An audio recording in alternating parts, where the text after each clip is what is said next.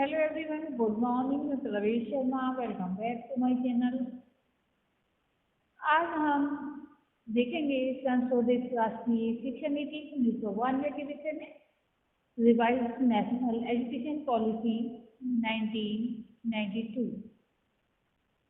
लेकिन उससे पहले संशोधित राष्ट्रीय शिक्षा नीति 1986 जो 1992 में परिवर्तित हुई का सामान्य परिचय देख लेते हैं।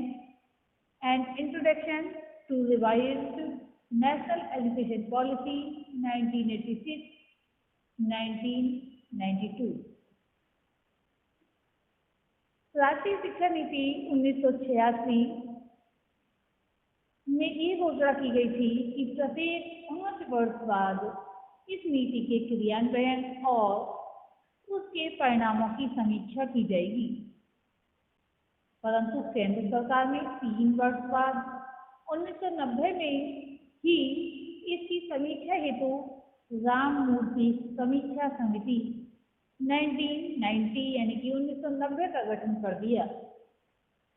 अभी इस समिति के प्रतिवेदन पर विचार भी शुरू नहीं हुआ था कि केंद्र की नई सरकार ने 1992 में इस नीति के कार्यान्वयन या क्रियान्वयन एवं परिणामों की समीक्षा हेतु जनार्दन रेड्डी समिति 1992 का गठन कर दिया।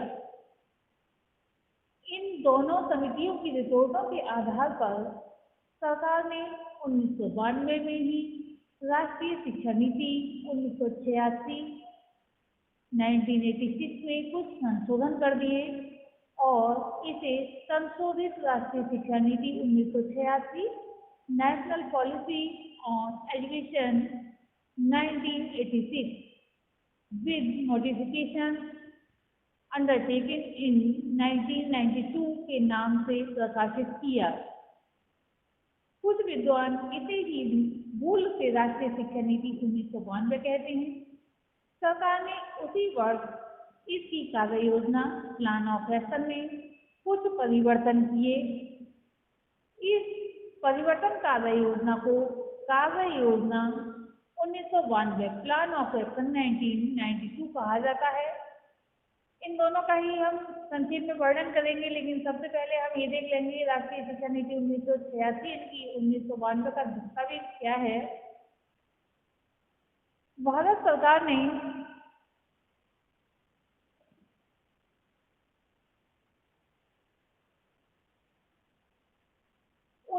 बानवे 1992 में राष्ट्रीय शिक्षा नीति 1986 में जो संशोधन किए वे भाग 1 भूमिका और भाग 2 शिक्षा का सार और उसकी भूमिका में कोई भी संशोधन नहीं किया।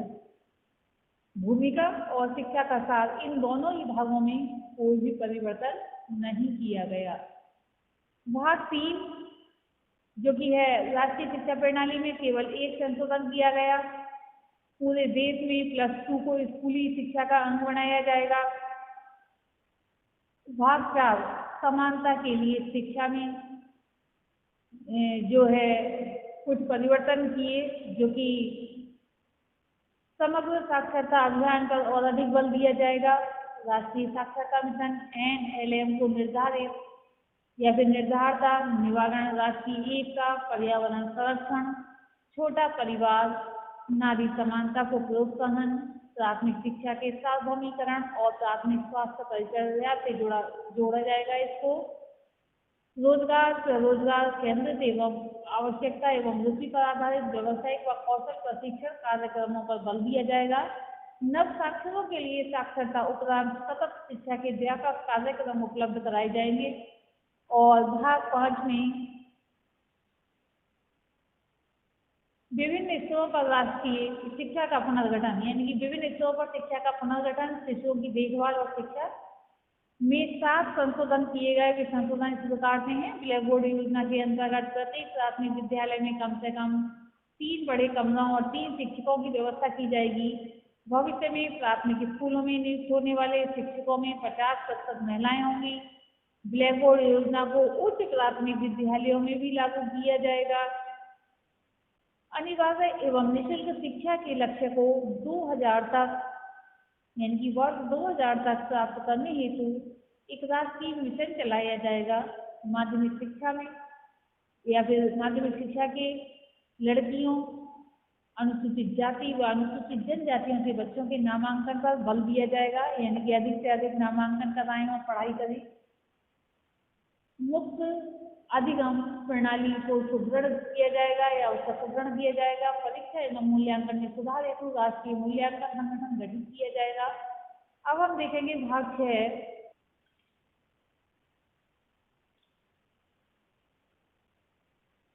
तकनीकी तथा प्रबंध शिक्षा में केवल एक संशोधन किया गया। अखिल भारतीय तकनीकी शिक्षा परिषद ACTE को और अधिक सुदृढ़ किया जाएगा। भाग 7, शिक्षा व्यवस्था को कारगर बनाना में कोई संशोधन नहीं किया गया। भाग 8, शिक्षा की विषय वस्तु और प्रक्रिया को नया मोड़ देना में 2 संशोधन किए गए। प्राथमिक और माध्यमिक शिक्षा में जनसंख्या शिक्षा पर विशेष बल दिया गया, यानी कि इस पर बल दिया जाएगा। परीक्षा संस्थाओं के दिशा निर्देशन हेतु परीक्षा सुधार प्रारूप तैयार किया जाएगा। भाग 9, शिक्षा से संबंधित है और इसमें कोई भी संशोधन नहीं किया गया। भाग 10, शिक्षा का प्रबंध में केवल एक ही संशोधन किया गया।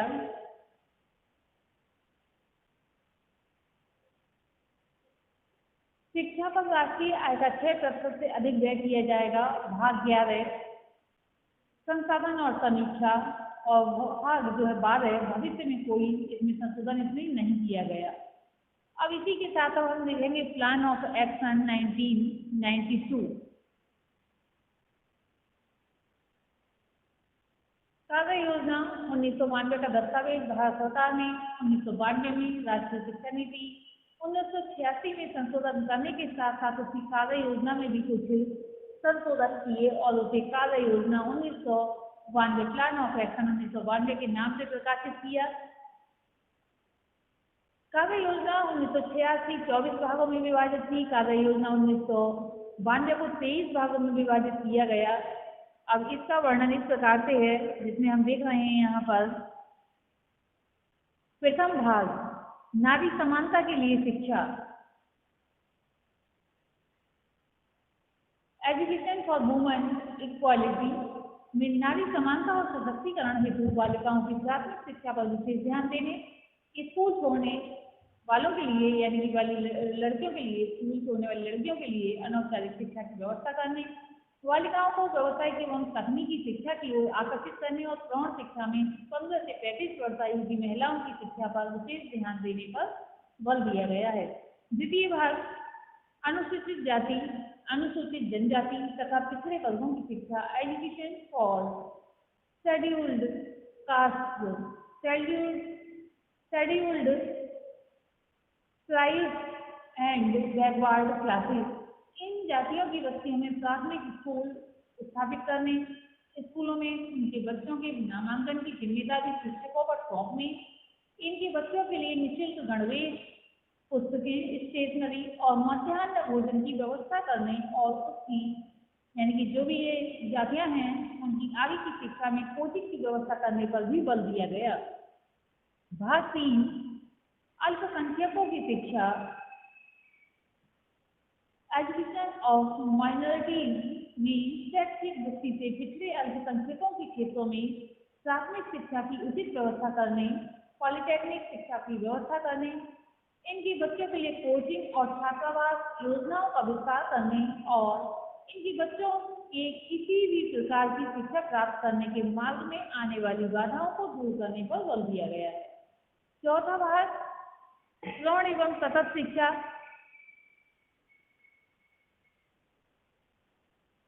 एजुकेशन ऑफ हैंडीकेप, चौथा भाग है यानी कि विकलांगों की शिक्षा,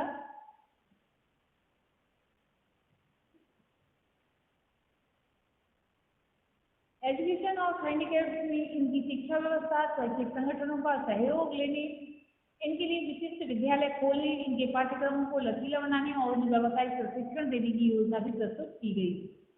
नेक्स्ट है 5वें भाग में प्रौढ़ एवं सतत शिक्षा में राष्ट्रीय साक्षरता मिशन को गति प्रदान करने के साथ सतत शिक्षा कार्यक्रम जोड़ने और नव साक्षरों की आर्थिक दृष्टि की स्वावलंबी बनाने पर बल दिया गया। छठे भाग पूर्व बाल्यकाल परिचर्या एवं शिक्षा। इसमें पूर्व बाल्यकाल में उनकी देखभाल करने पर बल दिया गया, यानी कि आंगनबाड़ी बालवाड़ी को साधन संपन्न करने में सुधार की आवश्यकता है। इनमें कार्यरत कर्मियों के प्रशिक्षण को समुचित व्यवस्था करने और उनकी सेवा कार्यक्रम में भी सुधार लाने पर बल दिया गया है। नेक्स्ट है 7वें भाग में